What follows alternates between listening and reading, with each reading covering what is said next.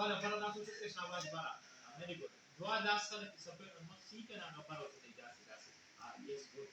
Ya wapas lo nak agak santau kan. Wapas lo nanti lo dia waktu dua. Dia dua. Make it dua. Yes. Good. Acha. This is dua pattern, huh? Nayyet. This is your Nayyet. Now we can do actively and very good. This is Nayyet. Okay. And now make salam. Salam means like this, yeah, like this. So this is salam.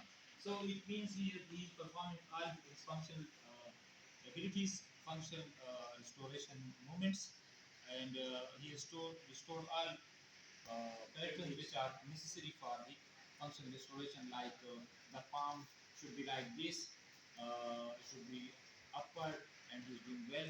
The same is with this position, and this is just according to the PNF techniques. And this protocol is designed by me is the Dua.Salam patterns, which restores the normal patterns in the cerebral palsy and stroke patients. And luckily, this gentleman who is an engineer basically, and he was having stroke a few months back.